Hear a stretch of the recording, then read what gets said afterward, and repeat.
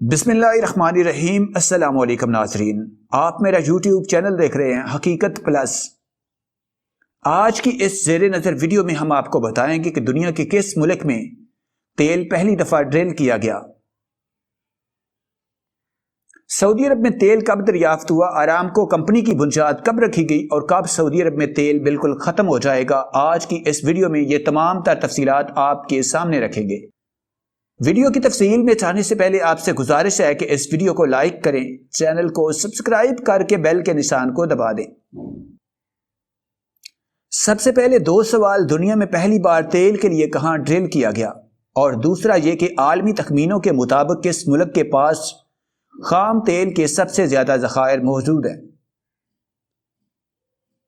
اگر آپ نے ان میں سے کسی بھی سوال کا جواب سعودی عرب دیا تو آپ غلط ہیں۔ سب سے پہلے تیل چوتھی صدی میں چین میں ڈرل کیا گیا تھا۔ اس ڈرلنگ کے لیے کوئی مشینیں موجود نہیں تھیں، اس لیے ایسا لمبے لمبے بانسوں کی مدد سے کیا گیا اور کالے رنگ کا چپکنے والا مادہ نکالا گیا جو بعد میں ایندھن کے طور پر استعمال ہوا۔ تیل برآمد کرنے والے ممالک کی تنظیم اوپیک کے مطابق اس کے ممبران ممالک میں 2018 کے اختتام تک کے اعداد و شمار کے مطابق سب سے زیادہ خام تیل کے ذخائر لاطینی امریکہ کے ملک ونزیلا کے پاس ہیں، جبکہ دوسرا اور تیسرا نمبر بالترتیب سعودی عرب اور ایران کا ہے۔ ونزیلا کے پاس 302.81 بلین بیرل تیل کے ذخائر موجود ہیں، جبکہ سعودی عرب کے پاس یہ ذخائر 267.3 بلین بیرل ہیں۔ ایران 155.60 بلین بیرل کے ساتھ تیسرے اور عراق 145.02 بلین بیرل کے ساتھ چوتھے نمبر پر ہے۔ حالیہ اندازوں کے مطابق اوپیک کے پاس دنیا کے تیل کے ذخائر کا 79.4% ہے، جس میں سے زیادہ تر مشرق وسطی میں موجود ہے۔ سعودی عرب میں پہلی مرتبہ تیل مارچ 1938 میں ایک امریکی کمپنی کے اشتراک سے دمام آئل فیلڈ سے 1440 میٹر کی گہرائی سے نکالا گیا۔ یہ امریکی company standard oil company of California تھی۔ پہلے اس کا نام California Arabian standard oil company رکھا گیا، جو بعد میں Arabian American oil company Aramco بن گیا۔ سروے اور ڈرلنگ تو 1935 سے ہی شروع ہو گئی تھی، لیکن 1938 میں دمام کے نمبر 7 آئل فیلڈ سے تیل کی پیداوار بھی شروع ہو گئی تھی۔ ریکارڈ کے مطابق 1939 میں پہلا ٹینکر تیل برآمد کرنے کے لیے نکلا اور جہاں سے ہی حقیقت میں سعودی عرب معاشی طور پر پروان چڑھنے لگا۔ 1940 میں امریکی کمپنیوں کا مجموعہ آرامکو یومیہ 5 لاکھ بیرل خام تیل پیدا کرنے لگا تھا۔ 1958 میں آرامکو نے ایک کیلنڈر سال میں خام تیل کی پیداوار 10 لاکھ بیرل سے زیادہ کر لی، اور اس طرح آرامکو کا سعودی عرب کے تیل پر کنٹرول بڑھتا رہا۔ بالآخر 1980 میں سعودی عرب نے فیصلہ کیا کہ امریکی کمپنیوں سے تیل کے سبھی اثاثے خرید لیے جائیں، اور اس طرح 1988 میں سعودی عربین آئل کمپنی یا سعودی آرامکو کا قیام ہوا۔ کمپنی کے امریکی مالکوں نے سعودی عرب چھوڑنے کے بعد شیورون، ٹیکساکو اور ایکزون موبل جیسی تیل کی کمپنیاں بنائیں۔ 23 ستمبر 1932 کو سعودی عرب قیام میں آیا تھا اور شاہ عبدالعزیز اس کے پہلے بادشاہ بنے۔ تیل کی دریافت کے وقت عبدالعزیز ہی سعودی عرب کے فرما روا تھے۔ 1953 میں ان کے انتقال کے بعد شاہ سعود بادشاہ بنے۔ 1964 میں ان کے بھائی فیصل نے انہیں معزول کیا اور اقتدار کی گدی سنبھال لی۔ شاہ فیصل کے دور میں ہی 1972 میں پہلی مرتبہ سعودی عرب نے آرامکو کا 20% کنٹرول حاصل کر لیا۔ 1973 میں شاہ فیصل کی قیادت میں سعودی عرب نے ان مغربی ممالک کو تیل سپلائی کرنے کا بائیکاٹ کیا، جنہوں نے مصر اور شام کے خلاف جنگ میں اسرائیل کی حمایت کی تھی۔ سعودی عرب کا ایسا کرنا تھا کہ تیل کی قیمتوں میں یکایک 4 گنا زیادہ اضافہ ہو گیا۔ 25 مارچ 1975 کو شاہ فیصل کے سوتیلے بھائی کے بیٹے فیصل بن مسعود نے ایک مجلس میں سب کے سامنے شاہ فیصل کو گولیاں مار کر ہلاک کر دیا۔ وہ اس وقت اپنے بھتیجے سے گلے ملنے والے ہی تھے۔ فیصل بن مسعود شاہ فیصل کے قتل سے پہلے امریکہ میں رہا کرتے تھے اور کچھ ہی عرصہ پہلے وہاں سے واپس آئے تھے۔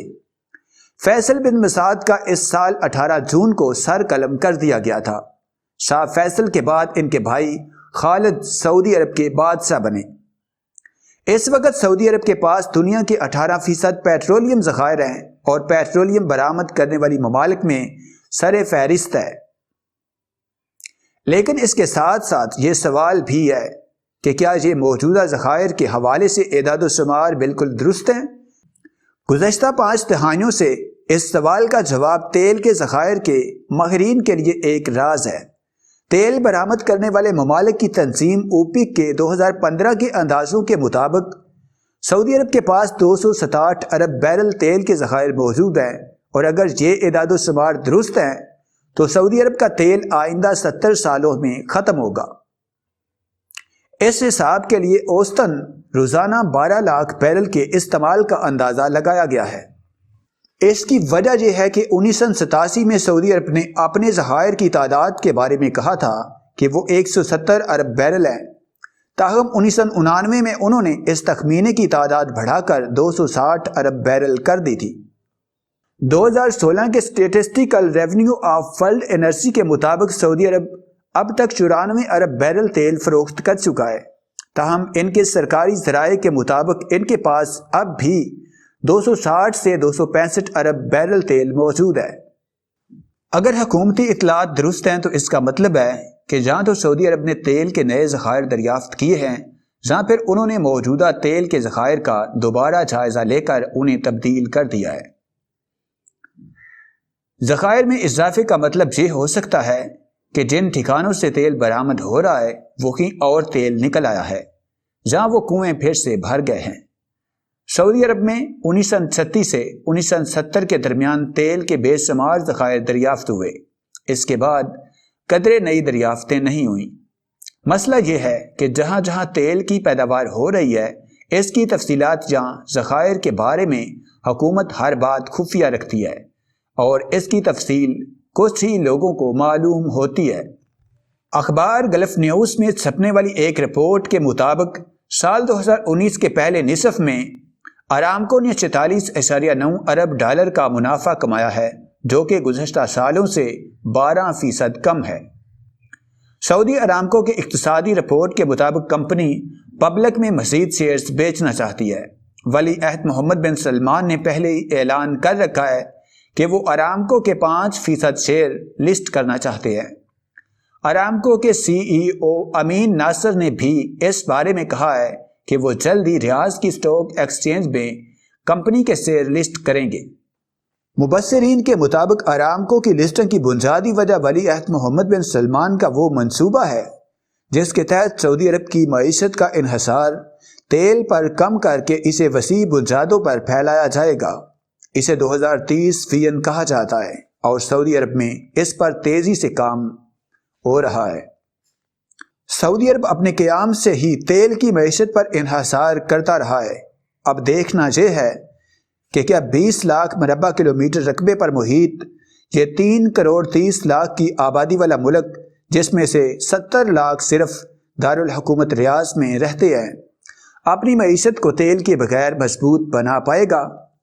اور کیا سعودی عرب کے عوام اپنا رہن سہن ان لوگوں کی طرح کر پائیں گے جن کا تعلق تیل پر انحصار کے بغیر معیشتوں والے ممالک سے ہے؟ لیکن ان سب کے لیے خطے میں امن و استحکام بہت ضروری ہے، اور موجودہ حالات میں یہ مشکل دکھائی دیتا ہے۔